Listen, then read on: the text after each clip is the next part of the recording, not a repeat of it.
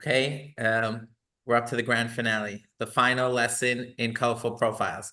Now, each lesson is independent. So if you missed the other lessons, if you just came to this one, it's perfect.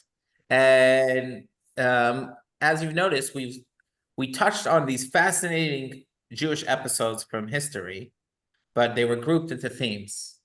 And today's themes is all about here hostages and heroes.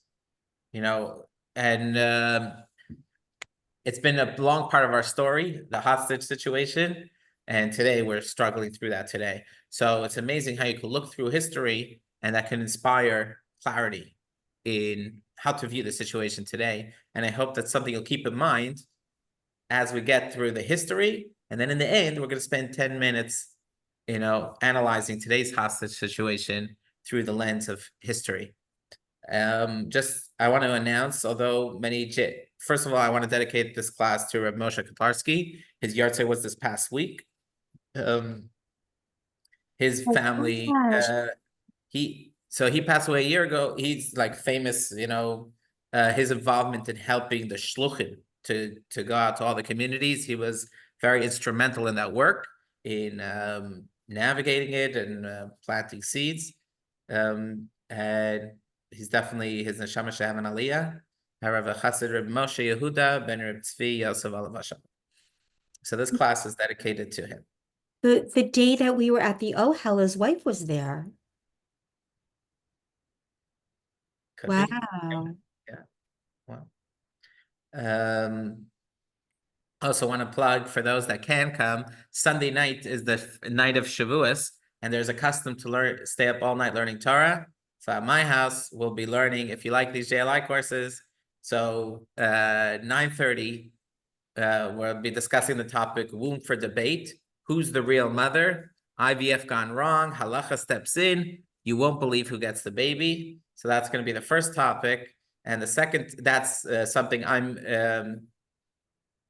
have spent a lot of time researching that topic. I don't know why I'm so fascinated by it, but it's truly amazing. And then at 11 o'clock will be more spiritual class on how to find the good in people. And sometimes it's very hard to find redemptive light in other people, and that's at 11 o'clock. And throughout the night, it's always a very homey atmosphere. I know it's not easy for the Plainview people to come, but for at least the Woodbury people, there's refreshments. It's free, and it's in my house, so it's always fun, always very strong. And there's no recordings of it, so it's unfiltered. Okay, and then the next morning, next week Monday, is the holiday of Shavuos. Shavuos is one of the least known Jewish holidays, and probably the most important of Jewish holidays. And without Shavuot, we wouldn't be sitting together learning Torah together, because it's a celebration of the giving of the Torah.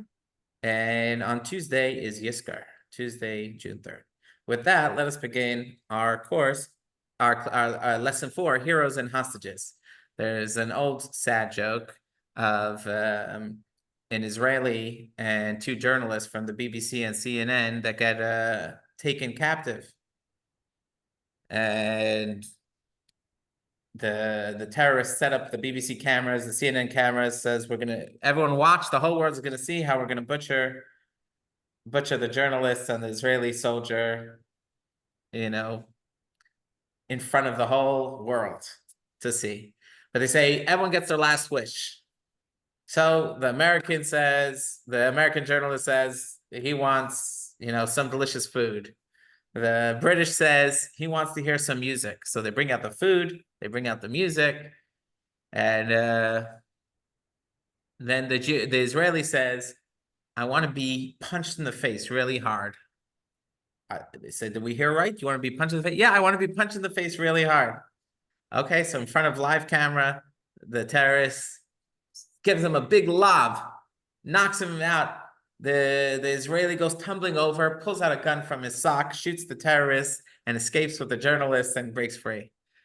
So the journalist said, if you had the gun, why didn't you, how did we get into this mess? He's like, what? And the whole world's gonna hear from the journalist that the Israeli attacked first?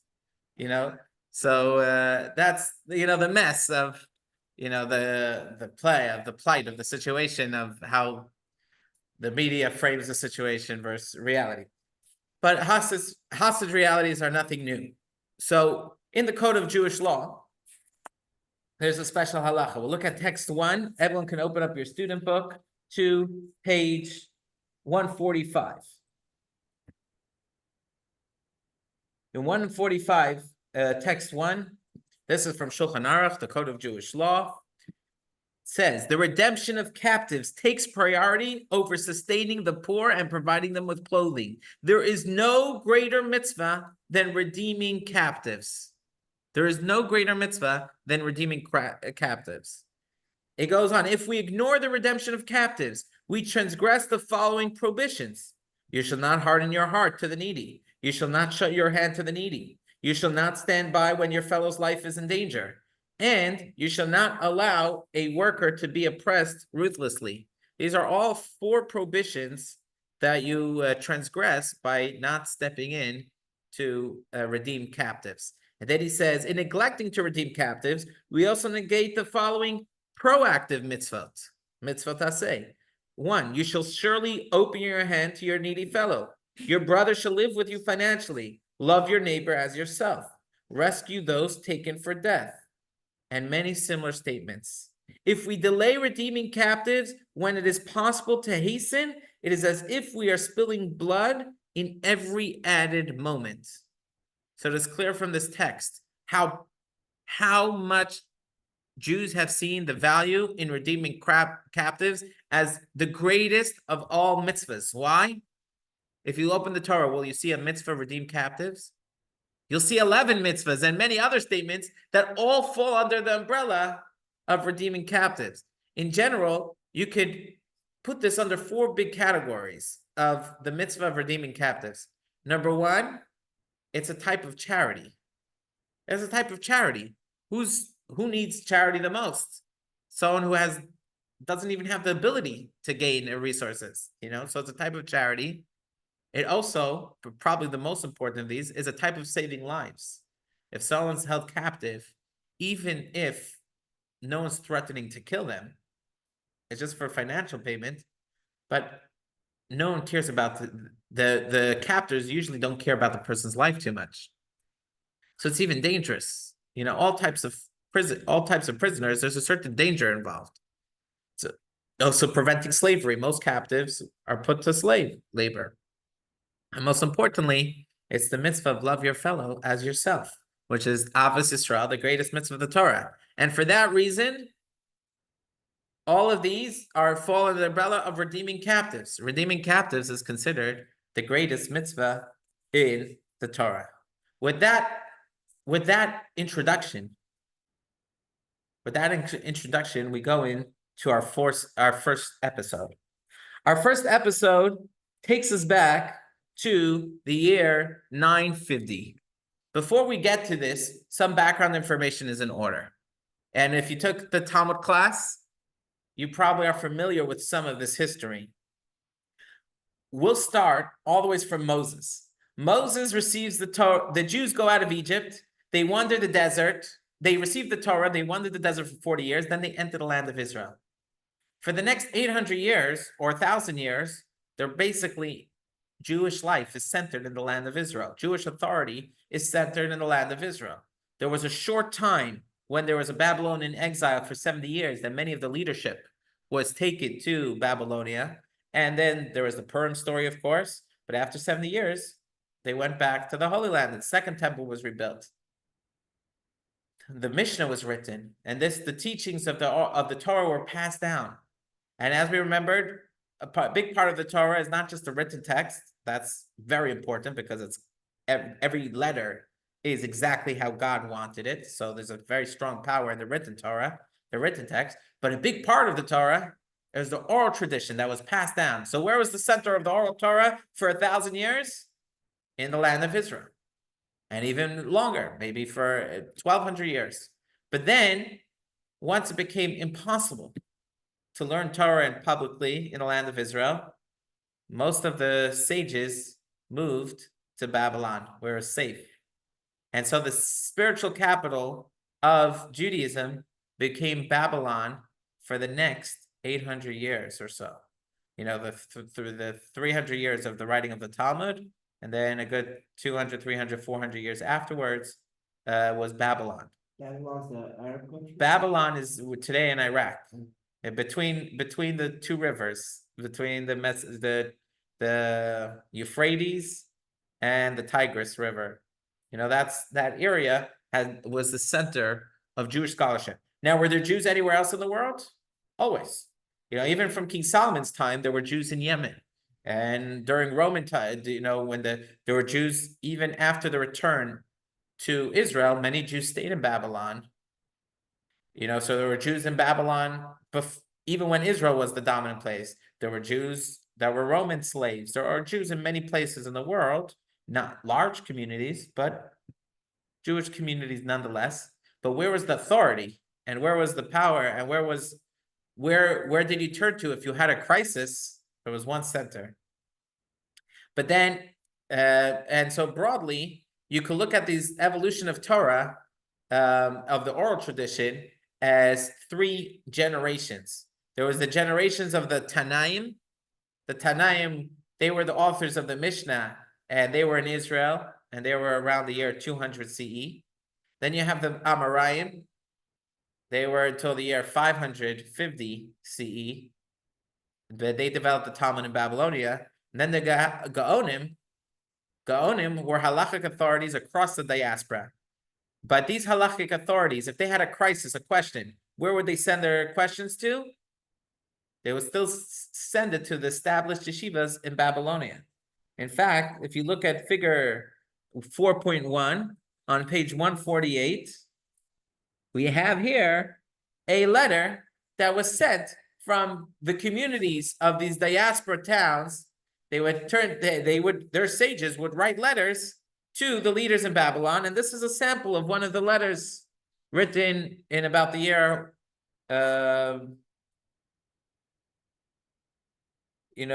written in that time. But there was one big event in Jewish history that changed the gravitational force of Jewish scholarship. Somehow, Babylon stopped being the center, and now you have big centers in North Africa, and in Spain, and in France, and in Italy. How did that come to be? How did this next generation, communities in North Africa, Spain, and Central Europe became independent? What was it that caused that? Now, there were many things that caused it, but there was one catalyst, and that is the story we're going to explore today. Truly remarkable story. So where we're going to look for the story is we're going to open a book that we already opened in lesson 2. We recall that there was a rabbi named Rabbi Avram ben David, Ibn David, and he wrote a work called Sefer HaKabbalah, which recounts the history of the Jews till his time. He lived in Spain and Cordova. He was the one that told us the story of Shmuel HaNagid. Shmuel HaNagid was that rabbi who led the Muslim armies in Spain for that fascinating story we learned about. And how did Rabbi Avram Ibn David know that story? Because he lived in Spain. His father knew Shmuel HaNagid, so he knew that story. He's the one that tells us this story. And although maybe he wasn't 100% accurate on the dates, he's estimating the dates and locations, but the fact that these stories happen, that are verified by other sources, okay? And so he writes, text 2. Genya, you want to read first text 2? Yeah.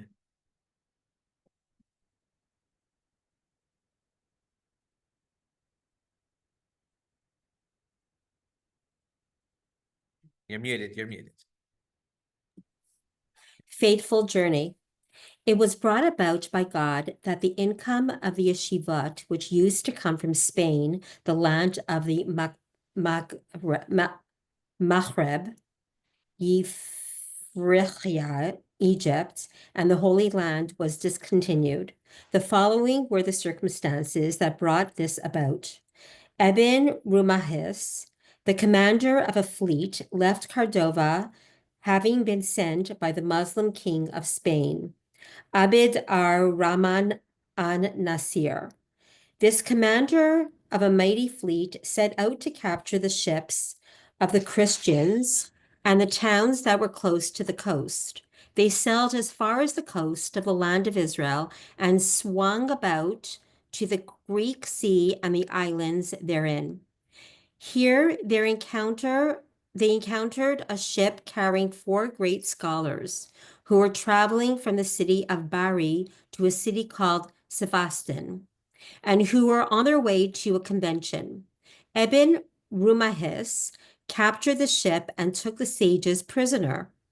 One of them was Rabbi Hushiel, the father of Rabbeinu Hananel. Another was Rabbi Moshe, the father of Rabbi Hanach, and was taken prisoner with his wife and his son, Rabbi Hanach, who was then but a young lad. The third was Rabbi Shemariah ben Rabbi Elchanan. As for the fourth, I do not know his name. These sages did not tell a soul about themselves or their wisdom. The commander sold Rabbi Shemariah in Alexandria of Egypt. Rabbi Shemariah proceeded to Fostat, where he became head of the yeshiva. He then sold Rabbi Hushiel on the coast of Afriqiya. From there, the rabbi proceeded to the city of Keroyan, which was then the mightiest of all Muslim cities in the land of the Maghreb, where he became the head of the yeshiva and where he begot his son, Rabbeinu Hananel. The commander then arrived at Cordova, where he told Rabbi Moshe, along with Rabbi Hanach, this affair occurred in the days of Rabbi Sharira Gaon in about 4750, 990 CE, somewhat more or less. Okay, that was a lot. That was a lot. So let's summarize, and we have the slides to help us summarize. So you can look on the screen. So we have the boat carrying 4 accomplished Torah scholars intercepted by pirates and taken captive. So let's actually look into our textbook, the map on page 151. Everyone see that? 151, figure 4.1. We have the map with colors. So let's look at Bari. Bari is at the boot of Italy, the heel of the boot of Italy. So we have these rabbis that are in the boot of the foot of Italy. What are these rabbis doing here?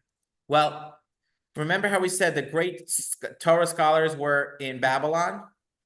Babylon was under Muslim rule, and the whole North Africa was basically under Muslim rule for a lot of this time. Italy was under Christian rule, okay? And so these Italian community was already there from the time of the destruction of the first temple. So this community in Italy pre-existed, or not existed at the same time that the Babylonian communities existed. But when the big centers moved to Babylonia, there was kind of a cutoff because the Italian rabbis had no way of being in contact with the Babylonian community. So they received their tradition mainly through the land of Israel, whatever remnant was left of scholarship in Israel. And so they developed their own authority. But at a certain point, it became open again. But it was still like an independent track. The whole world was basically dependent on the Babylonian rabbis. The whole world Jewry was dependent on the Babylonian rabbis, except for the Italian community. They were kind of independent on their own. And they had great sages, but they were like landlocked in their own bubble, right? Eventually, they came to learn and incorporate the traditions of the Babylonian Talmud, but they saw it as incorporated their teachings, not as like the ultimate authority. So they had this hybrid of a way of understanding the Talmud. Now, this is where the miracle occurs, because there's this pirate from Cordova. Cordova needed income. So they would send pirates into the Mediterranean Sea to capture from enemy territories. These rabbis were going to a conference in North Africa, And that's an amazing thing, to suffix. You see where it says suffix? So they're trying to get to this conference, but their ship is hijacked. And when their ship is hijacked, they don't identify that there's anything special about them. What are they afraid of? What are they afraid if they say that we're great rabbis? They'd be killed. They'll be killed, or that they're going to be offered as ransom for a very, very high price. Like this, they'll disguise who they really are. And so they're on a ship with a bunch of other people. No one knows their significance. And these were great, great rabbis. And if you look at page 151, remember we spoke about, I think in the first lesson, we spoke about the tremendous discoveries of the Cairo Geniza, what an incredible resource we have today, that Jews living 300 years ago didn't know about the Cairo Geniza, or wasn't significant. The Jews in Cairo certainly didn't even marvel. But in figure 4.2, we have an original letter of one of these great rabbis, Rabbi Chushiel of Quran. He sent to Rabbi Shmayahu of Cairo. These two names that we're mentioning, these were two of the captives. One was sent to Egypt. Fastad is a suburb of Cairo, and he established the yeshiva there. Shmayahu Chushiel was sent to Quran, which was the biggest capital of the Muslim country that was the strongest, and the city that was like the most prominent in that time in the year 950 was that city. And Reb Shmayahu was sent there. And here we have a letter. Isn't that amazing that we have a letter that they wrote to each other? All right. And the story and the third family is Rabbi Moshe and his son Hanoch are in Cordova, Spain. Now, how do we know why the story we know the most about is this third drop-off? This drop-off that happened in Spain. Why? Because the author of the text that we know, he lived in Spain. So he knew the details of the story that happened 200 years before him, the details more of Rav Moshe and Hanoch. About the other ones, we have assumptions of what happened. We have assumptions that they went on. Let's first read text 3, and then we'll get to that. So Gail, you want to read for us text 3? Sure. Text 3. Rabbi Moshe was redeemed by the people of Cordova, who were under the impression that he was a man of no education. Now, in Cordova, there was a synagogue that was called Knesset Hamidrash, the study gathering hall, where a judge by the name of Rabbi Natan the Pious, who was a man of distinction, used to preside. Rabbi Moshe was seated in the corner like an attendant, and he arose before Rabbi Natan and challenged an interpretation Rabbi Natan had given. When Rabbi Natan and the students heard Rabbi Moshe's words, they marveled to each other and asked him to explain the law to them. This he did quite properly. Then each of them posed to him all the difficulties that they had, and he replied to them with his abundant wisdom.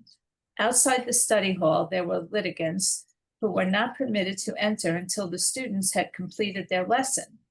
On that day, Rabbi Natan, the judge, walked out, and the litigants followed him. However, he said to them, "I am no longer judge. This man who is dressed in rags and is a stranger is my master, and I shall be his disciple from this day on. You ought to appoint him judge of the community of Cordova." And that is exactly what they did. The community then assigned Rabbi Moshe a large stipend and honored him with expensive garments and a carriage. At that point, the commander wished to retract his sale. However, the king would not permit him to do so, for he was delighted by the fact that the Jews of his domain no longer needed the people of Babylonia. The report of all this spread throughout the lands of Spain and the Maghreb. The students came to study under Rabbi Moshe. Moreover, all questions which had formerly been addressed to the academics of Babylonia were now directed to him. The communities of West and East did not resume the sending of gifts to the academics in Babylonia, because these scholars raised but many disciples, and the knowledge of the Talmud spread throughout the world. Okay, so and remarkably, he's saying that as soon that overnight, this community, they thought they're redeeming a random Jew. Why did they redeem him? Because it is the greatest mitzvah in the Torah to do so, to redeem a Jew. Did they know him? Did he speak their language? Probably most of the locals spoke Ladino at best, or whatever the languages were. And here they're getting a rabbi from a Christian country. But it didn't matter that they didn't speak the same language. A Jew is a Jew, and they spent their money. Lucky for them, they won the lottery.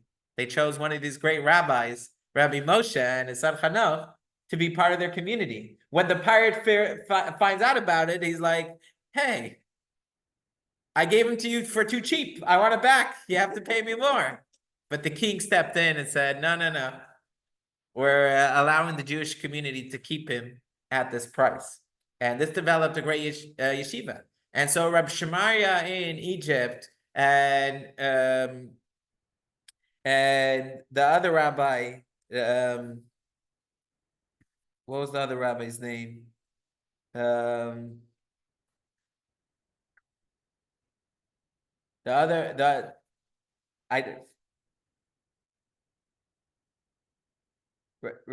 Hushiel of Quran.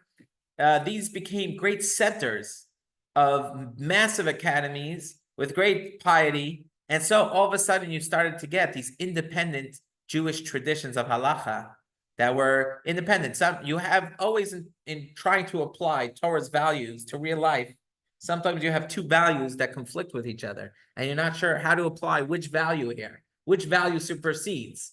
Should I, there's a mitzvah to love another. He invites me to his house, but I don't trust his kosher. Should I disrespect him by not eating in his kitchen, or should I eat in his kitchen? Right? Here you have two conflicting values. You need to go to a sage, a smart person, a wise person, to figure out, what does God want for me to do here? To disrespect my host? God forbid. You can't do that. But to violate kosher, you can't do that. So always you're trying to do the right thing, but sometimes it's hard. So till now, they had to send all their mail, all their questions, all the ways to Babylon. Right? Babylon was weeks away. Here, you got your answer in your community. You had your own great rabbi, and now this brought tremendous pride, and this rose the level of Jewish commitment and cohesion in their centers. The sad fact was that the community in Babylon lost their financial support. Because everyone's like, we got our own to take care of. And that's how this big shift in the gravitational pull, all the ways from the east in Babylon, shifted into North Africa and Spain, was through this event. And in the words of Rav Moshe Avigdor in text 4, he writes, as the sun set on the yeshivat in Sura and Pumbedita in Babylonia, the world was desolate, and it seemed the Torah was set to be forgotten. But then, precisely at this critical time, the Torah spread to all corners of the earth, reaching as far as Egypt and Africa, Spain, and France. For God left us a remnant, the 4 captives. Divine providence arranged that these men be taken captive and sold as slaves in the 4 corners of the world in order to spread Torah even to distant lands. Anyone who looks with open eyes will see that the jug of oil, the Torah, has not yet emptied, for this miracle continues to repeat itself in our days. Just as the Jewish people are eternal, so is this jug of oil eternal. Moreover, the eternity of the Torah is the root of the eternity of the Jewish people. So if you wanted to see the center of Jewish light, where was Jerusalem of the 1800s, of the 1700s? Eastern Europe, right? But you look today, there's almost nothing left. The major yeshivas, you could cry just saying what happened, the destruction there. But now, the same tears you cry, you look to the what's going on, the growth of Torah in the land of Israel, and here in the United States, and you give a big smile. You see that Hashem is guiding us. It says that in the times after the destruction of the second temple, the sages of Israel were walking by and they saw foxes running on the place of the Holy Temple after it was plowed by the Romans. And they were crying. And Rabbi Akiva was laughing. They said, Akiva, why are you laughing? He said, why are you crying? He said, well, we see the prophecy of our prophets are coming true. They said, if we don't keep the Torah, the foxes will run in the courtyards of the temple. And we're seeing it in front of our eyes. How could we not cry? So he said, but what's the continuation of the prophecy? That Hashem will surely remember us and bring us back home once again. Now that I see that the first part is being fulfilled, that the fox is running, I know for sure the second one will be fulfilled and we'll be reunited together. And so that's always, as we see the sadness, we also see the joy that Hashem is always guiding us that the Torah should not be lost. So that is the incredible story of the first story of today's lesson. Now we're going to move. Any questions? Okay. So Rav Moshe of Cordova revealed his extensive Torah knowledge, immediately appointed head of the yeshiva. Pirates tried to avoid the sale, but the king wouldn't allow it. And the students flocked to study under him. Remember, Rabbi Kushiel had a son. This is the rabbi in Qura, in the third country, not Cordova, not Egypt, the third country. Rabbi Kushiel had a son, Rabbeinu Hananel. Rabbi Hananel, any student in yeshiva, you tell him, he's the father of Rabbeinu Hananel. To someone who didn't study the Talmud, they're like, I never heard of Kushiel, I never heard of Hananel. Who's Hananel? But to someone who studied in yeshiva, it's like, what do you mean? Rabbi Hananel is the earliest commentary on the Talmud. If you want to know the first commentary on the Talmud, who is it? Rabbeinu Hananel, the son of one of these four captives. It's just truly an amazing story, how sometimes it looks like a crisis. These poor people, these rabbis have been kidnapped from their homes in Bari. And I'm sure Bari, for the Jews in Bari, is probably a big loss, a major loss. But for the Jewish world as a whole, it was a huge gift,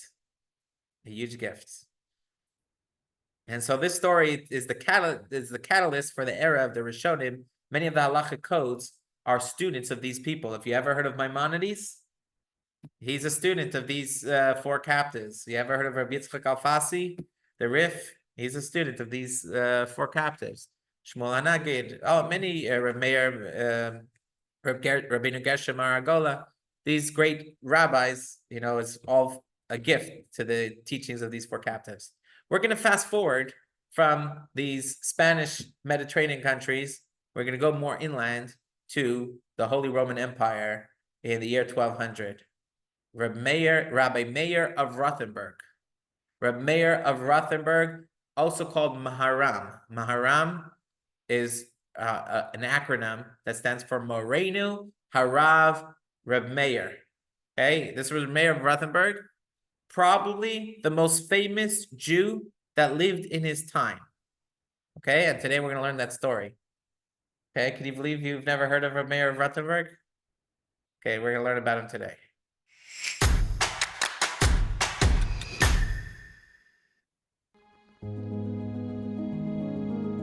We don't have an exact year of birth for Meir of Rothenburg, which is very common in the medieval period. There were no birth certificates or other certificates. We believe he was born somewhere between 1215 and 1220 something. He was originally from Worms in the Rhineland, and that's where he's buried to this day, because there were not a lot of great scholars left in Germany at that particular time. Meir of Rothenburg went to France. He went to northern France, where he studied with a series of very important Tosafists, those who commented on the Talmud and on Rashi's commentary to the Talmud. That started in the mid-12th century. He got there somewhere, we know when he was there, he got there somewhere around 1230 or 40, again, depending on when he was born. And his most important teacher there was someone named Rabbi Yechiel of Paris. And that's important for a number of reasons, aside from Rabbi Yechiel being a great Torah scholar. Meir of Rothenburg was apparently in Paris when the Talmud was burned in the year 1242. That was the result of the so-called trial of the Talmud in 1240. Not that it was all disaster. There were plenty of good Torah study. And in that respect, Meir of Rothenburg took in this French Tosafist method of study of comparing text and resolving text. Rothenburg was not his original hometown. Rothenburg is in south central Germany. He seems to have gone there once he came back from northern France. Maharam very quickly becomes the Gadol Hador, the leading Torah scholar of his generation. Again, not just because there weren't many others, but he really distinguished himself. Already in the 1240s, the trial of the Talmud, which Maharam witnessed, that's the 1240s. As we move forward, the Jews in northern France are under tremendous economic pressure, meaning money is owed to them, debts are canceled, so their livelihoods are basically threatened to the core. There are physical persecutions, there are attempts at conversion. Again, the rulers, some of them try to provide some security, servi camerai, serfs of the chamber. The king will protect the Jews, but these protections, and France and Germany are a little different here, but these protections don't always hold up. And many of the questions that Maharam received were questions about things that happened during conversionary efforts. So again, on the basis of all the earlier persecutions, Maharam was not, in that sense, jumping ship. It was pikuach nefesh. Maharam believed that his life was in danger. Whether he knew somehow that he might be captured or something else is purely speculative, but in any case, Maharam begins, he leaves Germany. Apparently, Maharam was on the way to Israel. What we know for sure is that he moves eastward. He's in Germany, which is sort of the center of the Holy Roman Empire. As you move southeast, you get to Italy, right? The Alps, however you cross, however you go around. And apparently in 1286, this we have some contemporary documentation, Maharam, he apparently had stopped there to wait for others to come with him to follow. And Maharam was captured by agents of the Holy Roman Emperor, by agents of the King of Germany, who also had control of this area of Italy. Again, there are suggestions that somebody informed on Maharam or informed them that Maharam, again, great scholars had to travel incognito. You can ask the question, is this mainly anti-Semitism? Is this mainly economic? Is this mainly political? And the answer to that question is yes, all of the above. They were looking for the economic benefits, they were looking for the anti-Jewish benefits, they were looking for the political benefits, showing who's in charge. In any case, Maharam at that point is captured, and he is brought back by the Holy Roman Emperor to Germany, where he is put in at least one or two, maybe more, quote-unquote fortresses. These are not prisons in the Rikers Island sense, if I can say that. These are not prisons where you're treated horribly. He's a political prisoner. He's an economic prisoner. In other words, the capture was done so that the Jews would pay large sums of money to try to get Maharam out.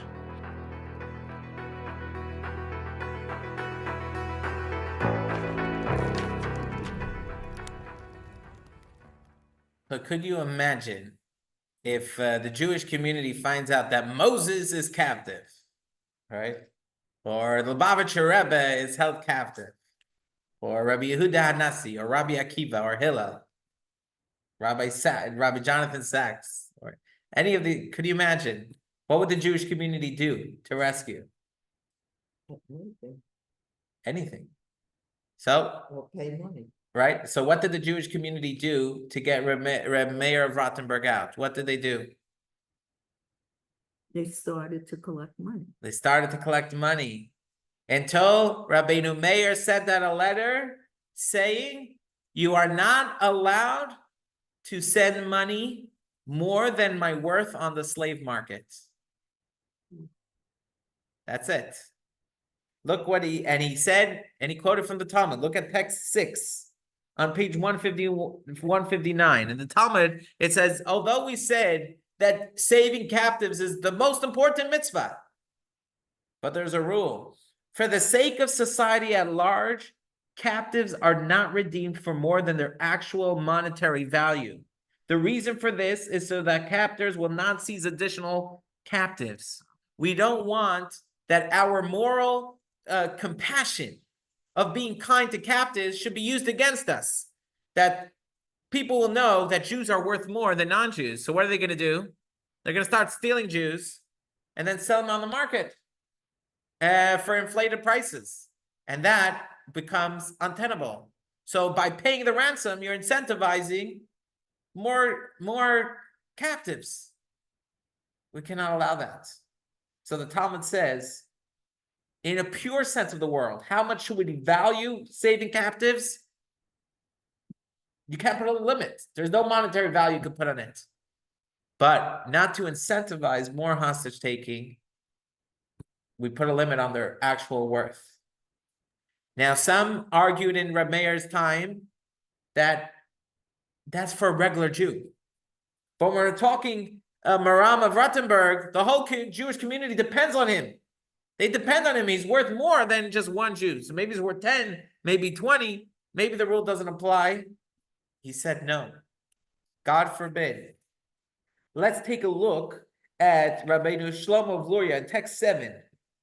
How he writes.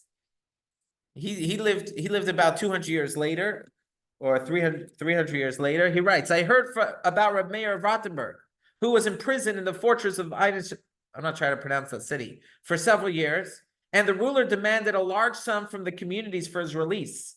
The communities wished to ransom Reb Meir, but he refused, arguing that captives should not be redeemed for more than their worth.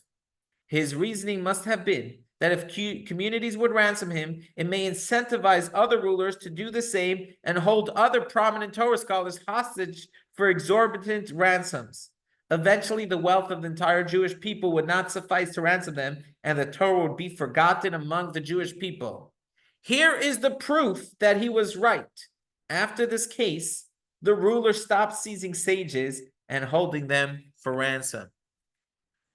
Okay, could I say something? Hold on. Before you say something, I want to fill in a little more of the story, because what happened to Reb Meir? What happened to Reb Meir? He stayed in the fortress for the next 7 years until he passed away. Okay?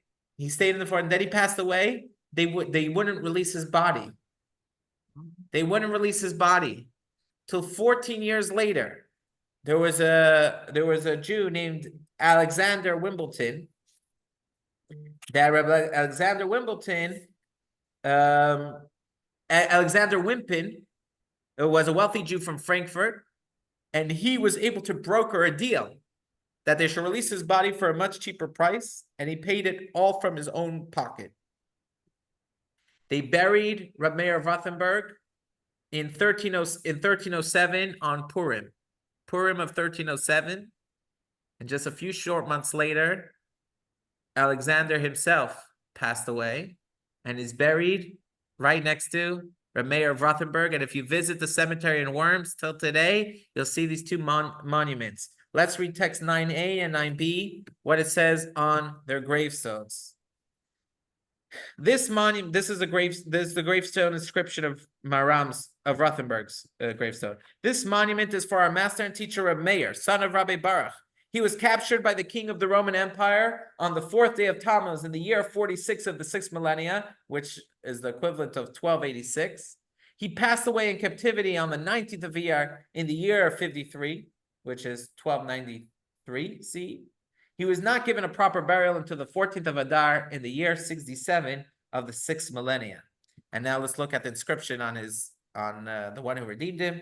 This gravestone was carved and erected for the benefactor Rabbi Alexander, son of Reb Solomon, who passed away on Yom Kippur, the 5th day of the week, and was buried on the 11th of Tishrei, the day after Yom Kippur, in the year 68 of the 6th millennia, 1307. His heart desired, and God granted him the opportunity to perform a great mitzvah and redeem our master and teacher, Reb Meir, son of Rabbi Baruch, who had been held in captivity for several years after his death, until the benefactor arose and redeemed him. He merited to be buried at Reb Meir's right side. May it be God's will that he be placed at Reb Meir's side in the Garden of Eden with the righteous of the world. Amen, amen, amen, Selah. Okay? And one more thing, Genya, before you make an important point. We have over here in text 8, we have over here, what was he doing during this time? Maram was 7 years in prison. Was it complete lockdown? No, in the beginning it was terrible, but after a while they eased up, and they even allowed students, Jewish students, to come learn with him in while he was held captive. And they fed him, Was it fun? No. While he was there, he wrote halachic works, halachic responsa, and he is quoted in all halachic books for the next 800 years, all quote from him heavily. He is the father of Ashkenazi tradition. So if you are follow Ashkenaz halacha instead of Sephardic halacha, the primary source is Maram of Rattenberg as a student of the great Tosafists from France. It is through him. So if someone wants, I think you asked me about the German history, the history of the German Jews. A lot of it is this way, is this migration from Italy and France into Germany. And then when Italy and France became inhospitable to Jews, Germany, as part of the Holy Roman Empire, became this big center of Torah scholarship. Now, look what he writes. This is one of the signatory. He wrote a Torah scroll in prison. That Torah scroll is found in Prague. Prague is a very ancient city with a long Jewish history, and they have that Torah scroll in Prague. And that's an important text. And in text 8, we have a signature of one of the letters he wrote. He writes as follows in text 8 on page 162. When I am released to safety, he's writing to someone who wrote to him. He says, I would gladly ensure that you receive a copy of my commentary on the sections of the Mishnah, agriculture laws, and purity laws. During my imprisonment, I have not forgotten my Creator, and have remained devoted to his Torah and to fear of heaven. From the soul obedient to your command, the impoverished, the individual forgotten of all goodness, the downtrodden doormat, once known as Meir, the son of Rabbi Baruch, of blessed memory. So he really was very in tremendous pain. As much as he had some freedoms, he was clearly allowed to send letters, right? That's his tremendous freedom and gift, but forgotten of all goodness. He felt like everything was taken away.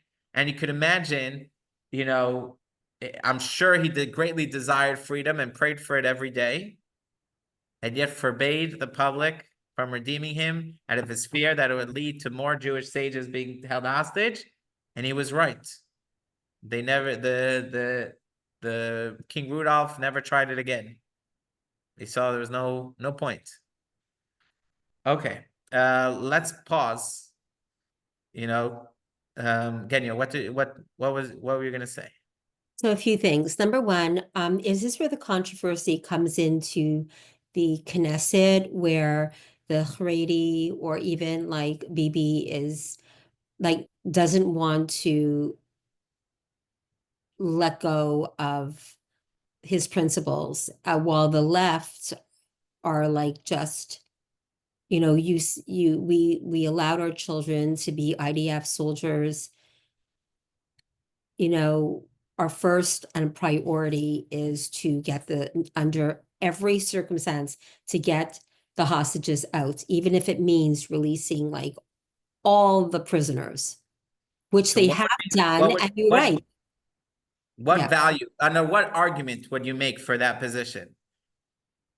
In my opinion, Or it doesn't have to be your opinion. mean, If you were arguing on their behalf, what if would I you was say? arguing, well, if you're following this, Hmm. then under no condition, because we see what happened, you give them a little bit and they want more, and it works. And that's why we're giving them so many of the prisoners and whatever they want. And that's what the left wants, because these hostages need under every condition and deal with Hamas later. But on the other hand, I'm thinking that maybe that is what we should do. Like I understand why not to do it, because it's just this is war. You don't make deals We're with the gonna devil. spend some time on, after seeing the third story, we're gonna spend some time on trying to understand today's. I wonder whether is there anyone now that could speak on the Rebbe's behalf? Well, the Rebbe spoke on his behalf. This is not the first time that we had a hostage situation, and we have his address, his text. And But there's actually, we'll get to it at the end of this lesson. I don't know if we'll get to the Rebbe's opinion, because the Rebbe didn't state so much of a halachic opinion, more a general approach that the Jewish people have to take. But we'll get to that. But I'm glad that you're thinking in these terms. You see how like Because these I'm stories are also real. very, I'm very conflicted. And the reason your confliction is because you understand what we started off the lesson, how important it is to redeem captives. And it is Exactly. that very act that has actually saved Torah. If you think about it, these 4 random Jews that didn't speak the local language, Jewish communities put their own money. It was costly to buy a slave. It wasn't cheap. It was a month's salary to buy a slave. They took a month's salary, redeemed captives. These rabbis, I'm sure they weren't the only people that were redeemed. They happened to also be redeemed, but there was other Jews that were probably also redeemed in different hostage crises. Jews stepped in to save them. One time we got very lucky, and it led to the survival of Torah. But it's because of how important it is to rescue these hostages. We said that every hostage situation is not just charity. There's also an element of danger involved in every hostage situation. But we're going to see are those hostage situations the same to today? Can we apply these principles today? Rameir said, you cannot redeem me. You could redeem me for a fair market price. Fair market price you can do. But above fair market, you're not allowed to do. We don't want to incentivize. With that, let's go into the third story. The third story,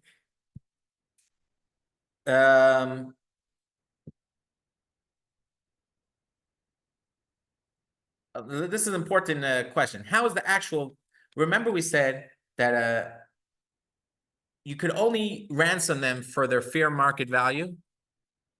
Do people have a market value? Every soul is infinite, right? You cannot value life, but you could value what are other slaves being sold for. And that's how you kind of determine other slaves are being sold for this. A Jew has to be sold for the same amount. Okay. Historically, this was defined by the price of people on the slave market. And so Maram said, go see what the slave, go see what I would be worth on the slave market. He remained in prison for 7 years, but continued teaching Torah. His body held in captivity even once he died for 14 more years afterwards. His body in captivity for another 14 years until redeemed by his benefactor. And that those tomes are still, you can see them today. Thank God. But for tomes from that time in Germany not to be destroyed, that's a miracle in its own right. Okay, and what is he famous for? Heroically placed his people ahead of himself. Right? Who can do that? That's like unimaginable. That's like it's hard to imagine, It seems like some parents in Israel are saying this is war and I don't want you to take, I mean, it's horrible. It's your children. So painful. But right. But there are people like that, I hear. Okay.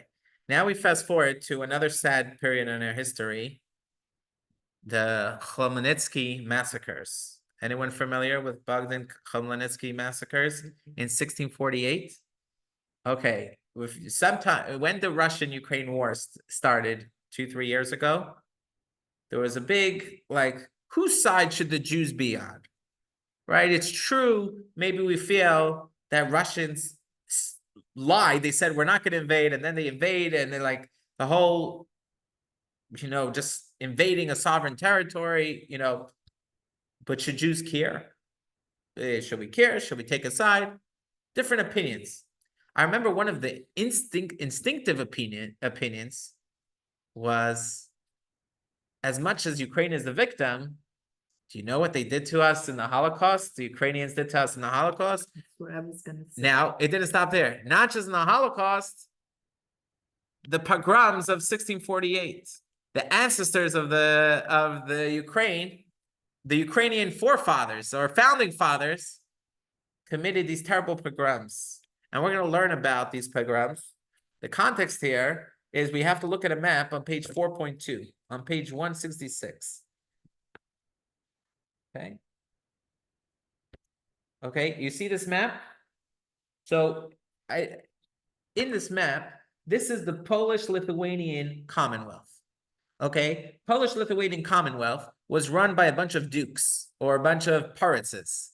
Okay, these pirates owned large tracts of land, and the peasant class had to work on this land and pay the feudal owners. And so there's this big gap in equality between the peasants, who farmed the land and worked the land, and the feudal owners. Now, what about the Jews? Where were the Jews in the picture? On the one hand, the Catholics hated the Jews, right? So the Catholic in society, they were looked at, there's the pirates, the peasants, and the Jews below that.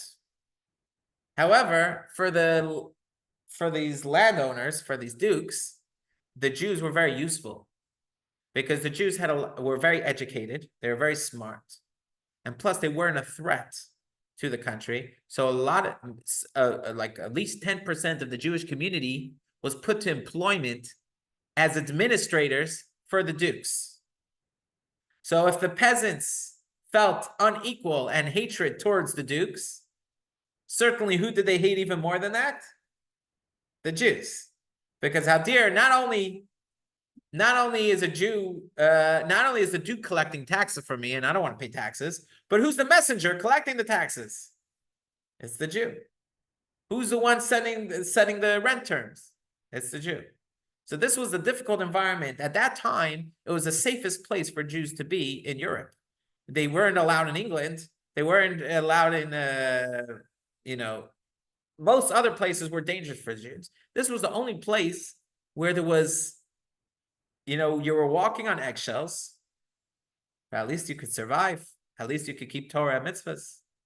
So for a nice 100, 200 years, Jews lived here. On the southeast border of the Polish-Lithuanian Commonwealth is the Ottoman Empire. You see, the whole southern border is the Ottoman Empire, okay? Now, on one of these borders, in the Ottoman Empire side, was a group called the Tatars. They were in Crimea. The Crimea is the area next to the Black Sea. You see Crimea? Okay, that was controlled by the Tatars. The Tatars were savage people, and the way they maintained their economy was by the slave trade. They would capture slaves and bring them to Constantinople, which was the capital of the Ottoman Empire, and sell them. First, they would sell slaves to the Sultan. They got the best slaves for work or for the harem, for the ladies. They sell to the, and then it would go on to the regular slave market. That was the Tatars. Okay. On the Polish-Lithuanian side of the border, there was a group called the Kazakhs. Okay. These Kazakhs lived in the mountains, and they were Orthodox Greek Christians. So they didn't really get along with the Catholics. So there was this little feud between the dukes and the Kazakhs. But the dukes had a lot of money, a lot of wealth, and they needed help to protect the border from the Tatars and from the Ottoman Empire. So the dukes made an alliance with the Kazakhs, and they would pay money to the Kazakhs to protect their border. Okay? Not only that, the dukes were also sending money to the Tatars. Also, like, leave us alone. Don't fight us, and we'll pay you off that way. Okay. But at a certain time in history, so that was so that we have the Kazakhs and Tatars are warrior groups. What happened was, at a certain point, the Polish nobility stopped paying the Tatars, and the Kazakhs felt that they were being disrespected, and they weren't getting the recognition they would deserve. So they flipped sides. Instead of helping the Polish to fight the Tatars, they joined forces with the Tatars to overtake Poland and Lithuania. And when they did, the Kazakhs pillaged and burned and destroyed every town they got into, killed and raped thousands of Jewish families, and this was a great tragedy. That was the Cossacks when they came to a village, a shtetl, and they saw a Jewish family. Wiped them out. Wipe them out. Okay, all the cities that we see here on the bottom of the map, Yes. those were all cities that were wiped out in the pogroms. I want to say this. However, if you were lucky enough to be captured by the Tartars, then at least you didn't go through instant death. Because what did the Tartars care about? Did they hate the Jews? No, the Cossacks hated the Jews because they felt the Jews worked. You know, they were in cahoots with the nobility. The Tartars didn't care. They didn't care about the internal politics. They cared about money. So when they saw a Jewish family, what did they see? Money, economics. So they robbed them, and then they took them as slaves. This slave story is the story we're going to learn about in the next few minutes. Sophie, you wanted to say something? I do. Yeah. My parents were Holocaust survivors. And the two sisters were in Russia during the war. And my mother didn't talk about the war a lot. But the one thing she told me is she said that in the Ukraine, she said they were just as horrible as the Germans, Polish, and now we're doing everything in the world to help them, to settle them, to give them economic jobs so they cross over to Poland. My father said the same thing. Yeah. Now, how Ukraine, the founding fathers of Ukraine were the Cossacks. After the Cossacks, that was the territory they captured. Eventually, they made an alliance with the Russian Empire, and they became part of that. But always the tension was, who's nullified to who? Is the Russians protecting the Ukrainians, but Ukrainian is independent, or is Ukrainian subservient to Russia? And so that tension always existed, and that's the history, of all these, that's the history of Russia even today. This war that comes from this story. Yeah. So Is that like with Fiddler on the Roof, how they were chased from the shtetls? yeah, it's alluding to that. It's alluding to that, but that's like 100. That's 150 years later. That's Like nothing changed. nothing changed. Yeah. Yeah, but that was the lead up to World War II, Yeah, so- wasn't it? That was during the I mean, Enlightenment movement. That was during the 1800s. Right. Get out. Right. So this is during the 1600s, right? Yeah, okay, So this is during the 1600s. 1600s, Yeah, okay. different story. okay. So these pogroms are called Tach V'Tat. Why are they called Tach V'Tat? Because they happen in the Jewish year Tav Ches and Tav Tet, or Tach and Tat. So that's the years of 1648 and 1649. Now, in 1654, they eventually made a treaty with the Russians, and that's when the pogroms, cooled down, But this past Shabbos was Shabbos Mevarchim. We blessed the new month. When we bless the new month, there's a certain prayer in the Shabbat service that we skip. What is that prayer? When we bless the new month, there's a prayer where we ask God to remember all the martyrs of the Jewish people and to avenge their blood. And every Shabbos Mevarchim, because Shabbos Mevarchim is so holy and blessed, we don't mention that sad prayer. It's a little sad. Except for which month? Sivan. This past Shabbos, we read the prayer anyways, because this pogrom started in Sivan, this big thing, and it was so traumatic on the Jewish community that till today we observe this. And Jews, a lot of Jews pain. There's a lot of pain in this story. But let's go look to the Tartars taking young, able-bodied people as captive. Here we have a text from Rabbi Avram Ashkenazi. He was a captive, and he writes. Sorry, he wasn't a captive. He was a witness to the pogroms, to the massacres. Text 10. Who can recount all our troubles If all the seas were ink and the reeds quills, they would not suffice to write all our afflictions. Who can recount how the Tartars entered the region of Valina and burned all our properties, along with our synagogues and Torah scrolls, and killed all the righteous who are our crowns? By the way, in Hebrew, this all rhymes. Now you, God, Lord of our fathers, look down and hear our cry. Seek redemption for our exile. Walk amidst our camps. Reveal the end of days when we will be cleansed. God, return our captives. Okay. Now, some just, I'm a Chabad Chassid. I'm a Chassid. What was this was the foreground of why the Hasidic movement came to the scene. A lot of it was a response to this big pogroms. The Jews their spirit was almost dead. The Hasidic movement came to bring a revival to the Jewish spirit, to kind of resurrect the dead of the Jewish people. They were so destroyed after this that was a little bit of the start of the Hasidic movement after this. Okay, so let's take a look at our captive story.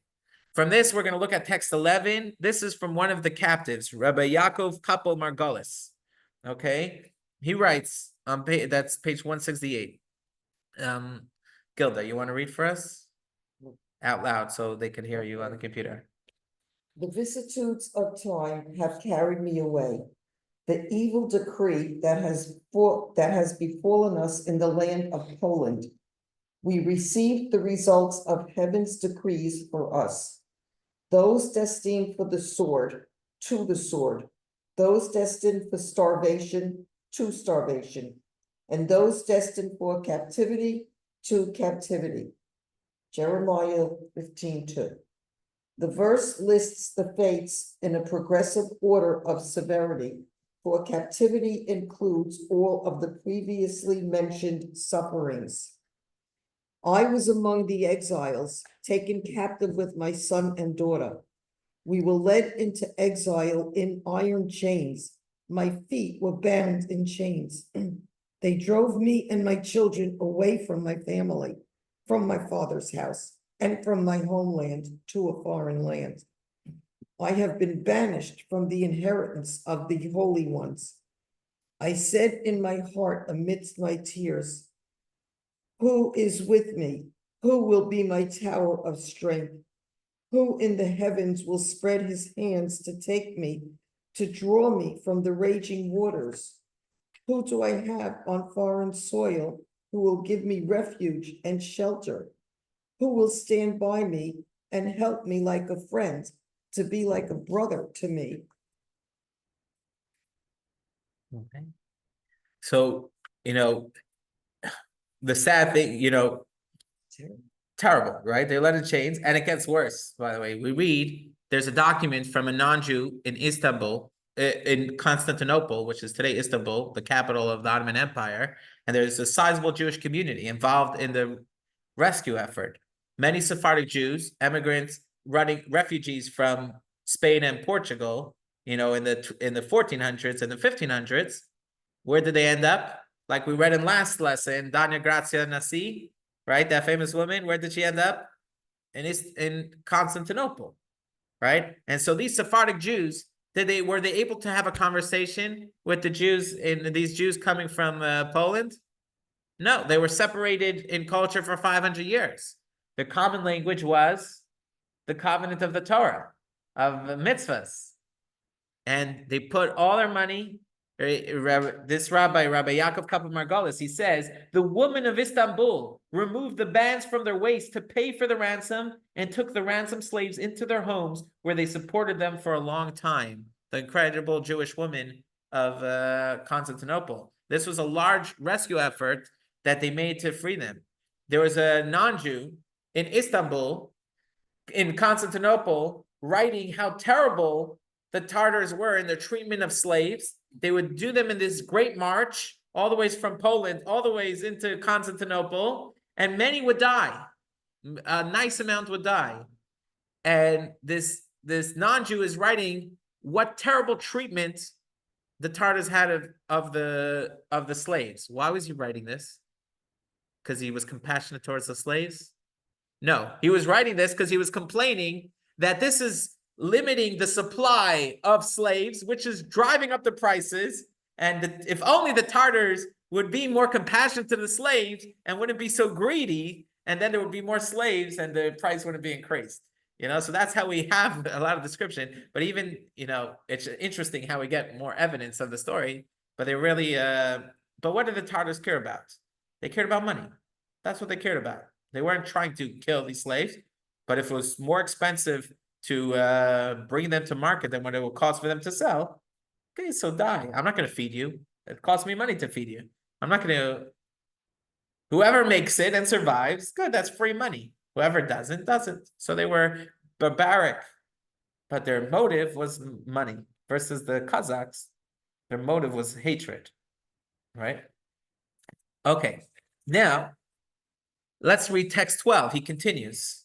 God granted me mercy at the hand of virtuous people, the noble men of the land, who are generous, righteous, and pious people, descendants of saintly ancestors, compassionate folk who are authentic descendants of the compassionate nation, the members of the holy Jewish community of Constantinople. Most prominent among them were the perfect sages who study Torah and day and night, and who perform acts of kindness with the children of Israel who are being held by harsh masters. These people redeemed me. May their homes be peaceful. May there be peace in their bastions and life forevermore. So as thousands of captives are coming in, they're being rescued. But after redeeming 1,500 slaves, the Jewish community in Constantinople ran out of money. Each one they were giving a month's salary for, right? So a month's salary times 1,500, it's a fortune. It's a fortune, right? So there were two key figures in an international Jewish rescue effort were the Aboab brothers. They were Sephardic rabbis from Venice. Venice did a lot of trade with Constantinople, and they were brought to awareness of this great crisis of all these Jews. So they made it their mission that they're going to be responsible for raising money from Europe. Right. There were other efforts to other communities, but we have one of their letters when they're writing to the rabbis in Frankfurt in Germany. So let's read text 13. We address ourselves to the two commanders of Israel's armies, distinguished in mitzvot and good deeds, renowned and praised individuals, unique in their excellence, the illustrious Rabbi Zanvel Haz and the illustrious Rabbi Ber Oppenheim. May they live with strength and peace.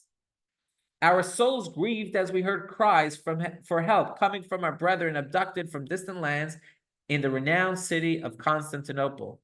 The poor oppressed captives from Poland are groaning in need as load after load arrives in Constantinople, strained and distraught. The Constantinople community is unable to continue paying for their ransom because their kindness and righteousness have already reached beyond the heavens. They report that they have redeemed over 1,500 people, expanding a vast fortune of over 150 reals. What can they do now for the remaining survivors, the fresh arrivals who are impoverished and in iron chains, suffering under the hands of harsh masters? For the sum of the donation for these places is insufficient for their redemption. In other words, he's alluding that we already tried raising money from Poland.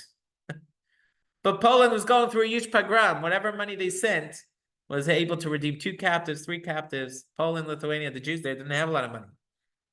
Seeing that the esteemed individuals responsible for the redemption of captives have turned to us, we feel that it is our duty to compose this letter of entreaty to your honors, asking that you seize this great mitzvah. We ask that you strive with generous hearts and fear of God to arrange that the leaders of your holy community, send money to the city of Constantinople as quickly as possible. You may send it with whatever messenger you choose through our city, Venice.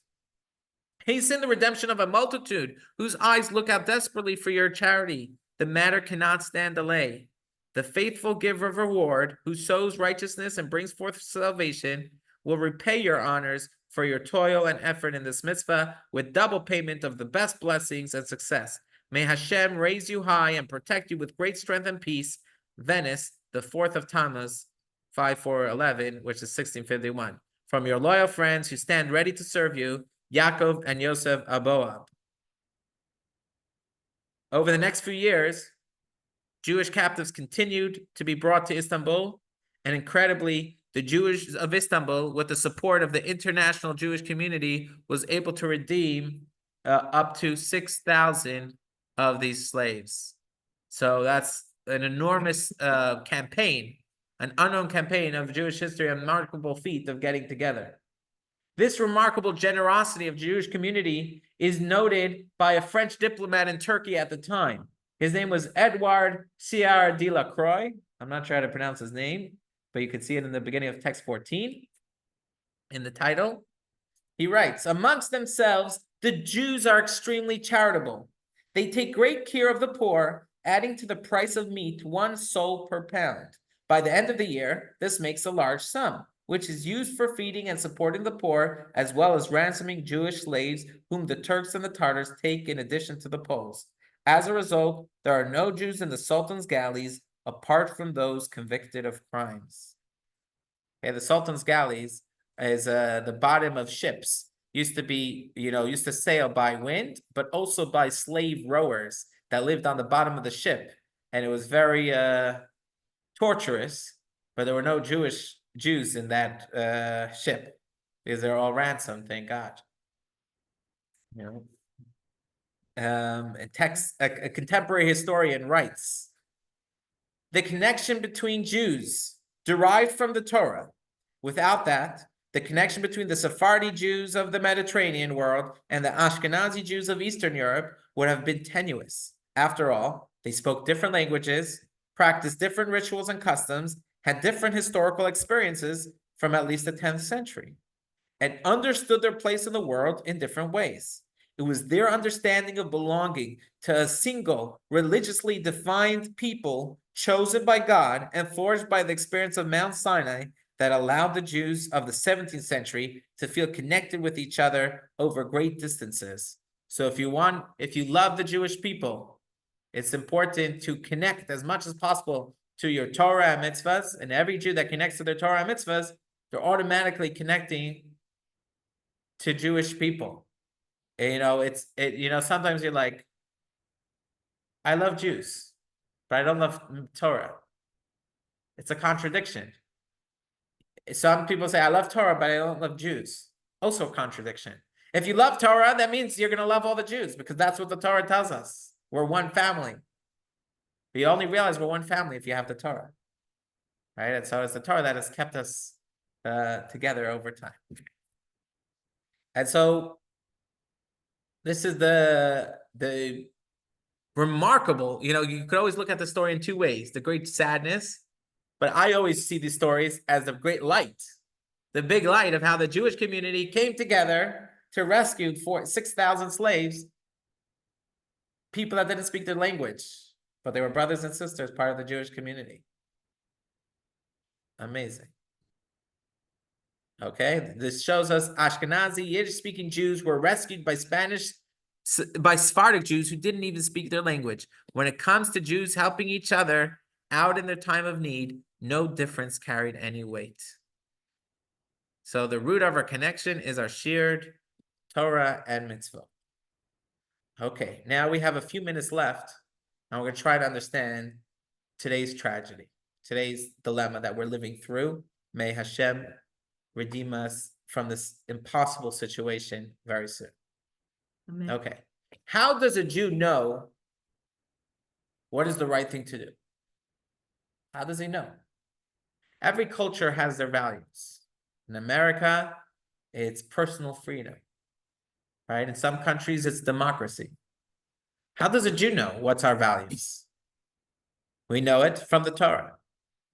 The Torah tells us what is the most important value? Saving a human life. Rescuing a human life. No higher value than that. So whenever we want to know how to deal with a hostage situation, what do? We have to look what it says in Torah. That's how we know. So based on everything we learned till now, can we make a compelling argument? In other words, we know that Maram said you cannot pay more than you're worth for a hostage situation. Can that be applied today, or is there a difference between today's hostage crisis and the story of the Tartars, or the story of Maram and Rothenburg? or the story of the 4 captives? Is there anything different about those 3 stories and what the hostages are going through today? There's one big difference. The big difference is that in all those stories that we learned today, the captors, the main thing they cared about was money, right? They weren't out to kill Jews. They weren't out to kill a Jew. In today's story, they're here to kill Jews. So is there this rule of, is there a monetary limit when it comes to saving Jewish lives? No. Even if it would cause an undue burden on the community, that the community when it comes to saving lives, we don't care about if the community goes bankrupt. So the community goes bankrupt. But to save a life, there's nothing more valuable than that. Redeem a captive? Okay, there we could put a monetary limit because we don't want to incentivize. But it wasn't a case of saving lives in the true sense. Of course, it's saving lives, but the captors weren't out to kill. Here, in this situation, it's very different. The captives wished to kill if they could. If they didn't feel they needed them for leverage, they would kill every hostage. So on the one hand, there's a big argument to say that no limit should apply. That is an argument that is made. But there's also a very big counter argument that's made. And that is, okay, we'll give unlimited amount of money, but are we allowed to release killers, Jew killers, into the streets? Can you do that? Can you save one Jewish life by harming other Jewish lives? That's the question. See, now it gets complicated. Now it gets complicated. Right? Now, let's think a little bigger picture. If a prime minister imagine prime minister of Israel is following Torah law. Most prime ministers in Israel, they do what they want. They're not asking Torah. That's an unfortunate reality. It's not a Torah state. It doesn't run by the ethics of Torah. I could argue even Torah-based communities don't really follow the Torah. Okay, fine. But theoretically, if we were out to live by the values of the Torah, and we were a prime minister, right? Are we allowed to, we want to create national pride. We're going to make a sport that's very dangerous, but it's going to bring a lot of pride to our country. Are we allowed to send Jewish citizens into this dangerous activity for fun? No, not allowed. Who gives you the right to risk your Jewish citizens for sport? Not allowed. What about to initiate a war? When you're sending us army, you're putting boys at risk, no? But when it comes to a war, then putting lives at risk not only is allowed, it becomes a mitzvah if it's a defensive war. If it's a war that's to defend the Jewish community, then it becomes life-saving. In the 1980s, when Israel sent planes to hit the reactors in Iraq, the pilots that went, they were pretty certain that they weren't coming back home. They thought they were going to be shot out of the sky as soon as they did the bombing. Is that allowed? Are you allowed to put Jewish lives at risk for the well-being of the entire Jewish community? The answer is yes. When it comes to a non-war situation, then you say you cannot kill one person to save a lot of people. We can't play God, right? We're gonna take someone who's sick in the hospital. We'll say, you know what? We'll kill you and we'll use your heart in this patient, your kidney in that patient. We'll save a lot of lives because we'll take your eyes, we'll give it to that person, your lungs to somebody else. 1 life to save 10 lives? No, you're not allowed to do that. It's murder. It's murder. All right, but when it comes to time of war, the Torah tells us that in time of war, then you have to think of the big picture. Then you do start modeling. What is the projected risk? Are you allowed to send them into a risky situation? No. But if the outcome is life-saving in intent, then you're allowed to put lives at risk. So let's look a survey of the different contemporary opinions that were written in previous hostage situations in Israel. We have page 178. Okay, page 178, we have a survey of different opinions. So Rabbi Yehuda Henkin, in his first writing, he said, we should consider what prices other nations pay to ransom their captives. We see that in all European countries, terrorists capture hostages and governments listen to them and release imprisoned terrorists. Therefore, releasing imprisoned terrorists is not considered paying more than their value of hostages, as this has become customary practice. So he wrote, his position was, you're allowed to release terrorists for hostages. But then in a follow-up, he said, actually, that I wrote a while ago. Now, Western countries don't negotiate with terrorists. Their official policy has changed to we don't negotiate with terrorists. So the Jewish state can't do anything different. We have to do if the other nations are not negotiating with terrorists, we're not allowed to negotiate with terrorists. That was his position. Many of the commentaries that we bring positions from Tosfos and Nachmanides and Rabbi Nehemiah, they make this distinction. Here we're dealing with life and death. So this whole discussion of how much is their life's worth, it's not really under discussion. That only applies when it's not a life and death situation. Here it is a life and death situation. So the whole conversation of doing their worth, that whole concept goes out the window. We're saving lives that are in danger.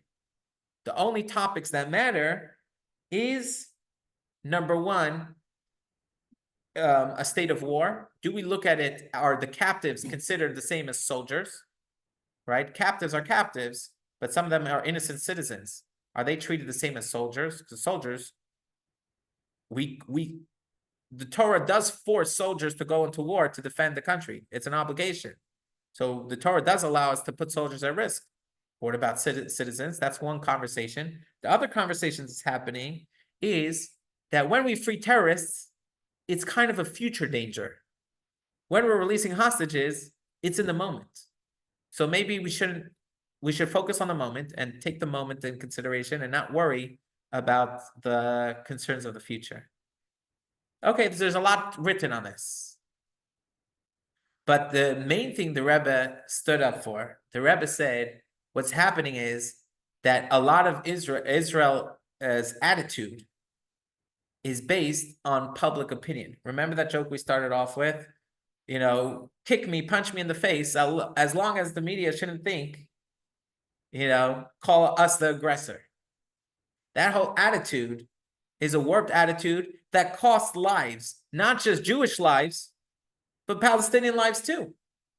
Because whenever you start a war, we're going to have to defend ourselves after the war. You better minimize the war at the outset by being proactive. The fact that we've stopped and go in this war for 2 years, who's that hurt more? Jews or Palestinians or Arabs? Arabs. It would have been much better had we done a quick operation. Imagine a surgeon is doing an operation on your leg for an infection, decides he's going to go take a lunch break in the middle, and then his daughter's doing a soccer game. He can't miss his daughter's soccer game. We'd say the surgeon should be fired. You're trying to save the limb. You have to go all the way, do a thorough job, clean out the infection, stop, and then bring healing. You do a delay, it just makes things much worse. But Israel cares a lot about the UN, about world opinion, and has surrendered their own looking inwards for values, what's right, instead of looking outwards. What does the UN think is the right thing for us to do? Right? And then it leads to a crisis where Arabs are getting fed by Israel's soldiers. And who's cursing out Israel? The UN is cursing out Israel for feeding the soldiers. No one respects, Israel doesn't respect the UN. Israel deeply respects the UN. The whole time they're saying that every moment they get up on TV, we have a right to defend ourselves. What do you mean you have a right to defend yourself? You have a mitzvah. What are you even answering such an absurd claim? I know, but for them to say mitzvah versus we have the right, I mean, they have to talk their language. But the language never helps. They're explaining themselves We have a right. We have a right. Oh, well, we're the international community. We'll decide what your right is. We think you don't deserve to exist, The UN never. right? Never They're constantly, stands the with whole time, Israel has been standing before the world court, you know. So we- you're saying if you go to the UN and you make an announcement, it is our mitzvah to blah, blah, blah, blah, blah. We shouldn't be speaking to them. They want to hear what we believe in. We should tell them what we believe in. But we shouldn't be making our decisions based on what they think. And the reality is most of our decisions has been, what does America think and what does the UN think? Now, America is a valuable ally of Israel, and we should be appreciative and thankful for that relationship. But what matters most to America, Israel or America? America. America. So who's worrying about Israel's needs? Israel that is doing Israel's needs plus America needs. They're not putting Israel's needs first. And they're worried that America is going to abandon them if they put Israel's needs first.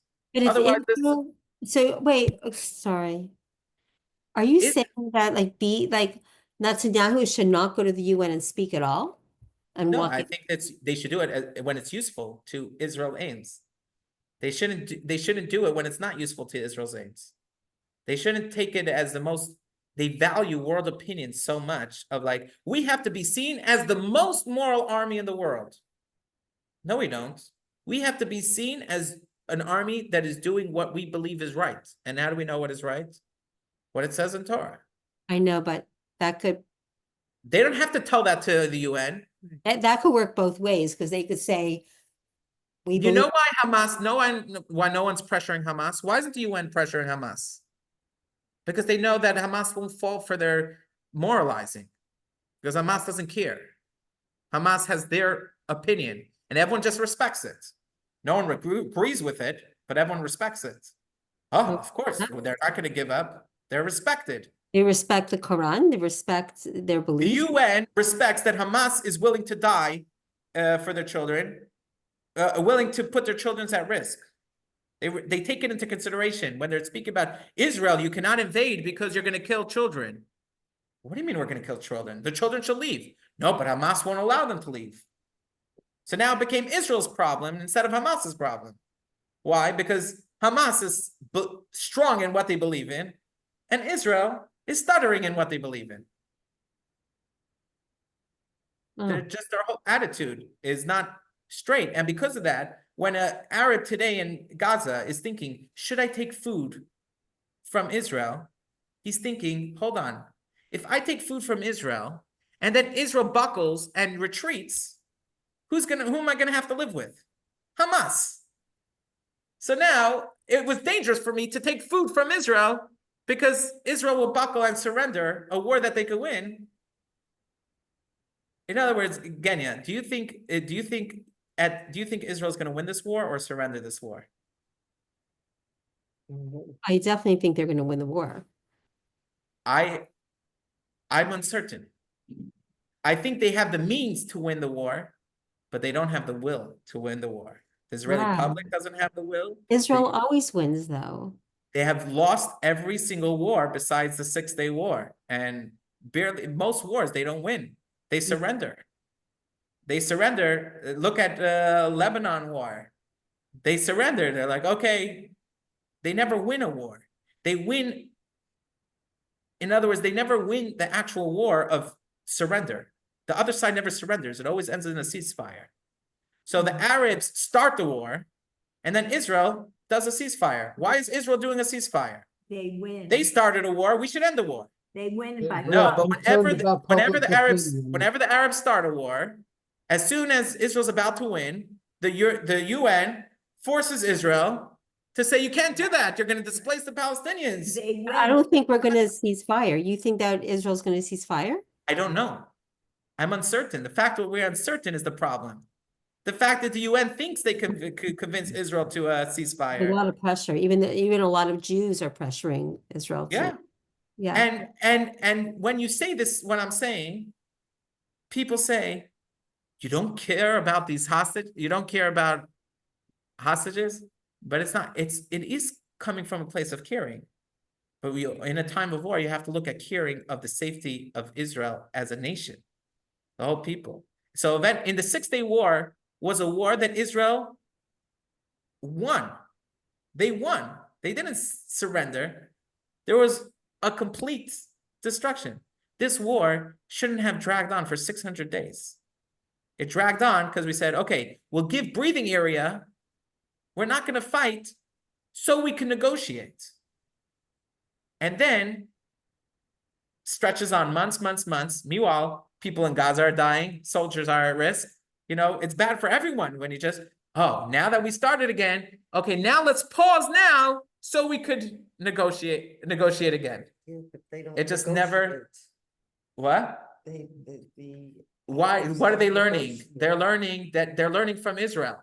Israel has told them that we are ready to surrender to save our hostages. We are ready to release thousands of terrorists. Yahya Sinwar was released in the last prisoners exchange. Gilad Shalit, one soldier, was traded for 1,000 terrorists.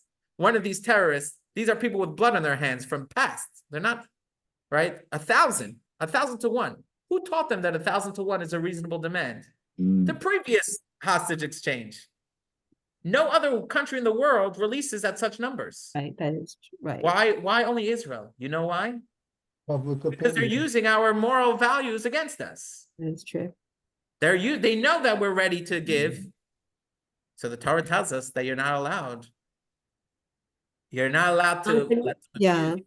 So I was listening to Jonathan Pollack, who like he's very strong about that too. He was like, you know, the one who was a hostage, who was upset that he was freed.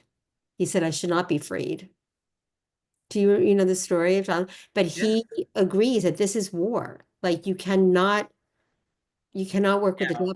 You Now, cannot make when I see Jews saying the Israeli government should do a deal at any cost, I admire these people because their concern for the hostages is admirable. We should all learn from that. We should all learn to care about the hostages. We should care. We shouldn't give up on them, and we should do everything we can. But we have to. The Arabs we're just as smart as the Arabs. We're not dumber than them. So why are they outsmarting us here? Because they're following us. Because we're telling them what to do. We're giving them the solution. We're telling them if you hide behind children, Right, then you could kill us and we can't kill you. right. That's a made up value. That's not a Torah value. That's a value that they made up that we fed to them because we have to tell the world that we're the most moral army. We don't have to be the most moral army in the world. We could just be a good army that does the right thing. That's it. We don't have to be most. We don't have to be more moral than any. We have to do the right thing because it's right. Well- And what's the right thing? For Israel to win a war will save many lives. It will save many Jewish lives and will save many Arab lives. And not only will it save lives now, it'll prevent future wars. But if Israel surrenders now, which it might, I would.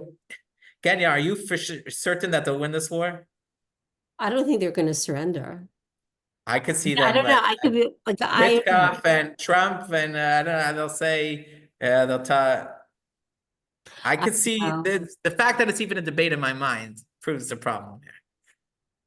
You know, they have the ability to win, but they don't win, and a lot of it is they care a lot about what the world public thinks opinion. about public opinion of the world, and they shouldn't care. All they should care about is the Jewish people. That's their first priority. I think also a giant fear is that the Muslim, I mean, not the Hamas and like everyone fighting for, you know, they don't even know what they're talking about. The kids, the adults, even Jews that are representing, you know, Palestine.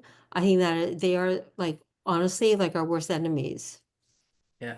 And you know, the Maram of Rothenburg, he was captive. How did the King Rudolph know what the Maram of Rothenburg looked like? How did they know? It was the Jewish apostates that pointed him out to the Christians. You know, the sad tragedy is it has always been, you know, Jews that have been entrapped in other nonsense, and they sometimes that's a sad tragedy. But I do want to end off with a spirit. Now, this whole idea, sometimes we project outwards. If only the government would do this. But this we could also apply to our own life. So much of our life we do in fear. Like, what are others gonna think? What am I gonna think? We live in our own personal life in a lot of fear. And so the takeaway of this is like, oh, let's point fingers at government in Israel. We live here. We don't live in Israel. We're not voters, right? But let's live with Jewish pride, be proud of who we are. And the world respects Jews who respect themselves. That's the reality. So do you think it's insensitive for like parents who know their child, like Omer, Nutra, they know their child is dead, and they're fighting for their body, they're fighting for his body. Basically, they're saying cease fire to get my body back, to get my son's body back. I think they should always be fighting that their son shouldn't be forgotten. The body has to be redeemed. There's a big mitzvah here, right? We learned from Alexander Winton. There's a mitzvah here to redeem the body. But the leadership has to remain strong in what their responsibilities are. Their responsibilities is to the future of the Jewish people. Right. So both have to be fighting. But it's the same, we shouldn't forget, we shouldn't treat it only like numbers. In other words, the absolutely. form reminds us that it's not just numbers. These are Jewish souls, so infinite value. And that voice is important to hear. But that voice shouldn't become into surrender at any cost. That Israel should But surrender. that's the pawn, that's the problem. Like That's the dilemma, the terrible dilemma. But we they have know to, that it works. The they know palette, that- they know that it works. yeah, because we teach them that it works. Yeah. No, it's yeah. Okay, but this was this was a lot. This is this lesson, but this was a wonderful course that we learned together. It was Uh, it's fascinating. I really enjoyed all this history and learned so much. Oh my gosh. It was amazing. Yeah. Thank you so much. Thank you, Rabbi. And everyone should have a happy Shavuos, and we should receive the Torah with joy. And through all these stories, we should always focus on the bright side. We see the Jewish spirit coming together, and that's always so beautiful to see the Jewish soul, the Jewish light, the Jewish kindness, and we always have to focus on that. Instead of focusing on, we're not victims of history. We're warriors that have overcome so many challenges. That's what we should take away from this course. That, there was once two medical files that came before a doctor, and one showed a patient with 3 sicknesses, and the other one showed a patient with hundreds of illnesses. So they asked the doctor, which one's healthier? So they said the patient with hundreds of illnesses is much healthier. How could it be? Look at her medical history. Yeah, but she's 118 years old. This one is a 3-year-old child. So the Jewish people have been around a long time. We've been through a lot, but we're still here to smile and to learn. And we have a message to share with the world. A message of light, a message of hope. And may we be blessed to see the coming of Mashiach when all these dilemmas will be over for us. Amen. Amen. That. Thank you so much. Thank you, Rabbi. Good night, everybody. Shana, I jumped in. Inside, doesn't it kill you, the hatred of